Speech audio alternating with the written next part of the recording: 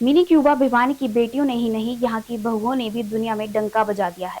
धनाना गांव की बॉक्सर बहू दर्शना घनगस ने वर्ल्ड पुलिस फायर गेम में गोल्ड जीता है। दर्शना का कहना है कि मेरी माँ ने मुझे जन्म दिया, पर सपने साकार करने सासू माँ ने सिखाया। भिवानी जिला के सबसे बड़े गांव धनाना की बॉक्सर बहू दर्शना घनगस ने अमेरिका में आयोजित वर्ल्ड पुलिस फायर गेम में 54 किलोग्राम भार वर्ग में गोल्ड मेडल जीता है। दर्शना की इस जीत पर धनाना गांव के जाटू खाप 84 के ऐतिहासिक चबूतरे पर उनका भव्य स्वागत किया गया, जिसमें सांसद धर्मवीर सिंह समेत हजारों लोग पहुंचे। बॉक्सर दर्शना घनगस ने कहा कि मुझे पुलिस विभाग व परिवार का पूरा सहयोग मिला। मिनी क्यूबा की बॉक्सर बेटियों के मुक्के की धमक पूरी दुनिया में सुनाई देती है, पर बड़ी और खास बात यह है कि इस बार एक बहू भी पीछे नहीं रही और इसे पहला और बड़ा नाम जिले के सबसे बड़े गांव धनाना की बॉक्सर बहू दर्शन घनगस का है।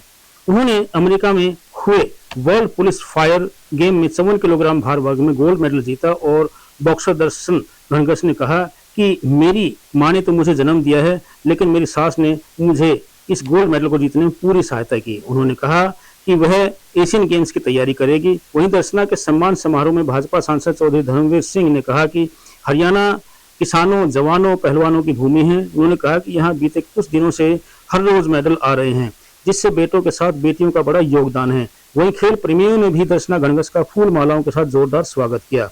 दर्शना की इस जीत पर धनाना गांव की जाटू खास 84 के ऐतिहासिक चबूतरे पर भव्य स्वागत किया गया। देखिए, मैं पिछले कई दिनों से देख रहा हूँ, पुलिस के गेम हो, दूसरे गेम हो, जो भी विदेश की धरती पर अब गेम हो रहे हैं, हर रोज़ कोई ना कोई मेडल हमारे हरियाणा में आ रहा है और हमारी बेटियां इससे और ज़्यादा आगे बढ़ रही हैं। आज यहाँ जो प्रोग्राम है, ये बेटी एक मेडल लेके आई है और उम्मीद करता हूँ कि आगे भविष्य में ओलंपिक हो या कॉमनवेल्थ हो, उसमें भी ये मेडल लेके आएगी। 3 दिन पहले इसी प्रकार बोंद में लेके आई थी हमारी बेटी। और जिस प्रकार से हमारे बच्चे आगे निकल रहे हैं खेल में, ये धरती मैं मानता हूँ फौजियों की, खिलाड़ियों की, किसान की, ये तीनों की धरती है। और जगदीश को भी बहुत बहुत बधाई, इसने बहुत प्लेयर तैयार कर। मेरा यूएसए में गेम था अल्बामा सिटी में, और मैं 54 केजी कैटेगरी में मैंने पार्टिसिपेट किया था अपने इंडियन पुलिस को। पुलिस में रहते खेल करना कितना मुश्किल मानते हैं, कैसे समय निकालते हैं? जी, मैं एक्चुअली अभी जो खिलाड़ियों को सुविधा होती है पुलिस में, अगर फोर्सेस में है तो उनको दोनों टाइम प्रैक्टिस करनी होती है, उनको ड्यूटी नहीं करनी होती। तो हमारी पुलिस फोर्सेस ने बहुत सुविधाएं दे रखी हैं हमें। और मैं फ़िलहाल साई एनसीओ सेंटर में, जो एक्सीलेंसी टॉप सेंटर है, उसमें मैं प्रैक्टिस कर रही हूँ अभी।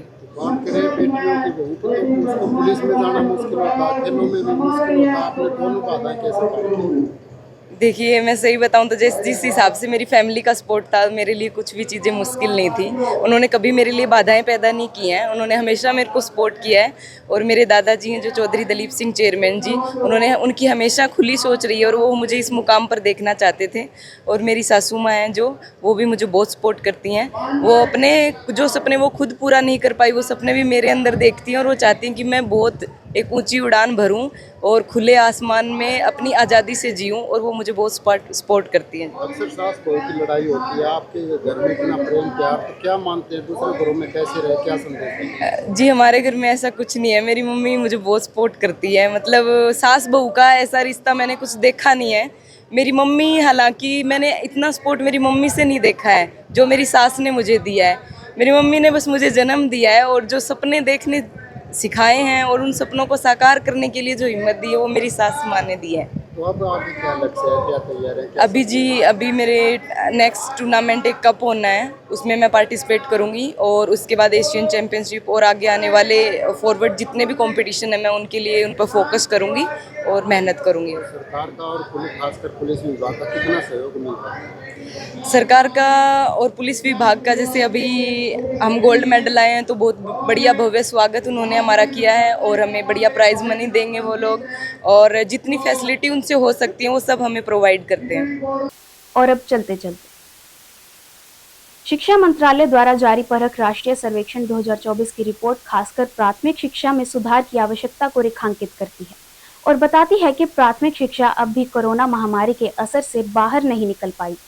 दिसंबर 2024 में देश के कुल 781 जिलों के 74,229 सरकारी और निजी स्कूलों में तीसरी, छठी और 9वीं कक्षा के 21.15 लाख छात्रों का मूल्यांकन किया गया।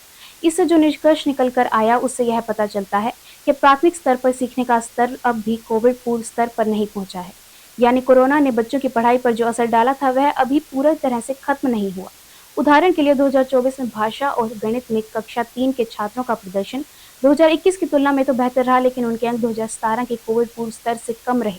पिछले साल कक्षा 3 के छात्रों ने भाषा में 84% का औसत राष्ट्रीय स्कोर दर्ज किया, 2021 के 62% से तो अधिक, लेकिन 2017 के 66% से कम है। इसी तरह गणित में तीसरी कक्षा का औसत राष्ट्रीय स्कोर 60% रहा, जो 2021 से 57% से अधिक, लेकिन 2017 के 63% से कम था। छठी और 9वीं कक्षाओं का प्रदर्शन तो और भी चिंताजनक रहा, जहां भाषा को छोड़कर सभी विषयों में औसत राष्ट्रीय स्कोर 50% से कम रहा। शिक्षा मंत्रालय के एक वरिष्ठ अधिकारी के मुताबिक छठी और 9वीं कक्षाओं के छात्र उम्मीद के अनुरूप प्रदर्शन इसलिए नहीं कर पाए क्योंकि महामारी के कारण उन्हें लगभग 2 साल का नुकसान हुआ था। परख की रिपोर्ट से यह हकीकत भी सामने आती है कि छठी कक्षा के मात्र 93% बच्चों ही 10 तक का पहाड़ा जानते हैं। तीसरी कक्षा के केवल 55% बच्चे 99 तक की संख्या को क्रम में लिखने में सक्षम है, जबकि मात्र 98% छात्र तो अंकों को जोड़ और घटाव कर पाते हैं। और अब जाने से पहले एक नजर आज की हेडलाइंस पर। छोटी काशी के विभिन्न मंदिरों में गुरु पूर्णिमा पर श्रद्धालुओं ने चखा भंडारे का प्रसाद।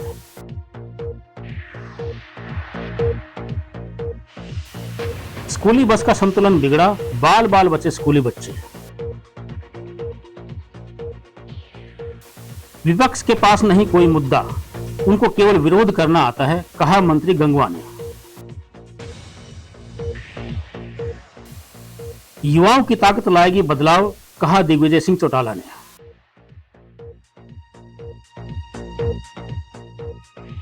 एनएसयूआई ने छात्र संघ चुनाव कराने व छात्रवृत्ति जारी करने की उठाई मांग। बहू ने गोल्ड मेडल जीतकर सास का सपना पूरा किया। अब मुझे दीजिए इजाजत और देखते रहिए आपका अपना चैनल भिवानी हलचल।